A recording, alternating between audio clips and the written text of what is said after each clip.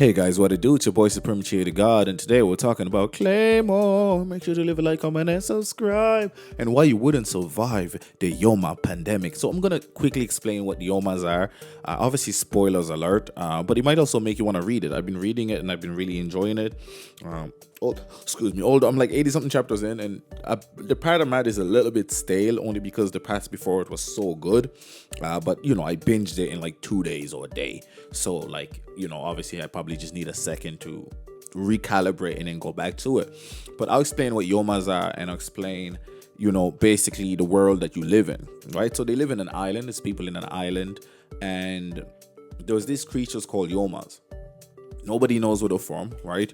Where I am, I know where they're from, obviously, but I'm not going to spoil that. Nobody knows where they're from. They are these creatures that I guess were just always there, right? People have always been talking about them. They've always been attacking people. They've been using humans as farm animals. And then you almost wonder, you're like, okay, these creatures are like super powerful, super strong. And they can, like, if they kill you, right, they could turn into you. Right? They can just become you. They can just go into you, become you, and then like shapeshift into you and use your face to kill your own family. And that's basically what happens. Like a Yoma would go to a village or whatever, kill somebody, take their body, utilize their body, right? Eat the original body, become that body, and then what they'll do is use that body. Actually, they go into the body because that's how they get their memories and stuff, and the mannerism and all of that. And then they utilize that body in order to kill the rest of the family or kill other people. And then that way they can live peacefully and then kill in secret. So they do that because if people find out that there's a Yoma there, people will call these beings called Claymore'S, right? Claymore'S are like half Yoma, half humans, super, super strong. And they'd pull up and murk the shit out of the Yomas. So that's why the Yomas be hiding as humans, because humans found a way to combat the Yomas, right? Before at least, allegedly before that, Yomas was just dominating everybody. But then the humans found a way to counteract them by having semi-human, semi-Yoma hybrids who were stronger, faster, and kept their mental fortitude. Because people can turn into Yomas, but if you turn into a Yoma, what happens is you just become feral, right? To turn into a Yoma, you basically need to consume Yoma flesh or blood, right? And that's how you become a Yoma. But you can become a half Yoma depending on the procedure, essentially.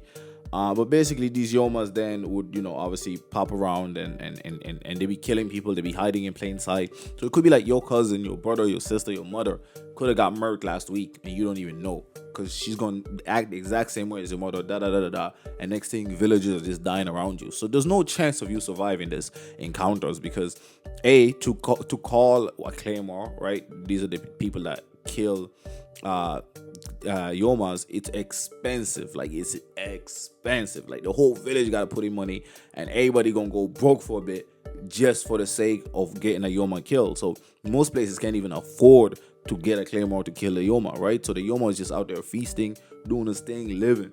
Obviously, if the Claymore is just passing by and sees the Yoma, they might feel like killing it. They might not, because they do all this for money, but they can't really utilize the money anyway. It's a weird dynamic. So the chances of a Claymore coming to save y'all is super low. And sometimes these Yomas team up. Sometimes there's 3, 4, 5 groups in groups, and they're all living in the same town, right? And then they go to the next town to kill people, right? So that then there's no suspicious in their town. So they can live in their town peacefully, have a family, be cooling, acting all regular. But whenever they're hungry, they get their pangs because they want to eat guts, they want to eat human flesh. They go to the next village at night or whatever, kill a bunch of people, and sneak back to their own village like regular. So then they can't get caught. So even if you call a Claymore, the Claymore go to the wrong goddamn village. The village getting killed thinks that the Yoma must be in their village, but the motherfucking Yoma is actually in another village. So then the Claymore will be there and be like, hey, no Yoma's in your village, bro. Like, what are you talking about? right? So, and hopefully the Claymore won't find them. So even if you have the Claymore, you might not even make it out this bitch. The thing you might even die way before the Claymore pulls up. So you pretty much screwed in this situation. The whole island is full of it. It's full of them. You can find them in the woods. You can find them in villages. You can just find them all over. And then there's even super duper super strong ones. Right? I'm not gonna get into the semantics of it, but there's these super strong ones. Just variation of these motherfuckers. Some of them are massive. Some of them are huge. Some of them are almost unstoppable. You're like, goddamn. Some of them are strong enough to kill Claymore'S, right? So then you're like, golly, like what's going on? Like, and sometimes there's massive hordes of them as well. So you really screwed. Like traveling becomes like an epidemic in itself. If you're trying to travel from A to B, you can easily get picked off. You can easily get murked. You can easily traveling becomes difficult. Like anything becomes difficult, right? Living there in general becomes difficult because you don't know who to trust. Like anybody could be an op. Like your mama, your sister, your girlfriend, your wife, whoever could be an op, bro. You could be snoozing with them, sleeping with them. One day you wake up with no head. Like, oh shit, you ain't even wake up. You ain't got no head. You ain't got no face. You got eaten up. Shit, one day you might wake up and you the Yoma. You ain't even know it. So it's crazy like those. So that's basically the Yoma pandemic, is these creatures that can turn into whoever that they basically infect, right? Or we'll say infect, right? And then they retain their memories and all of that jazz. And as a result, they can pretend to be you and terrorize your family, basically, which is insanity. So I really don't see how you're gonna survive Yomas. Like, you just gotta be lucky. It's really up to chance. Like, if your village is chill or far away, or if your village got bag, like if you guys got bags, like you might survive that shit because you guys got so much bag.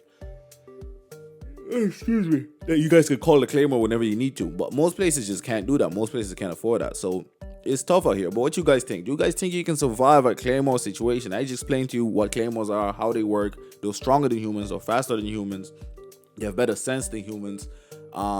And there's no chance of you killing one unless you become beyond peak human strength. Like, you can't kill them, right?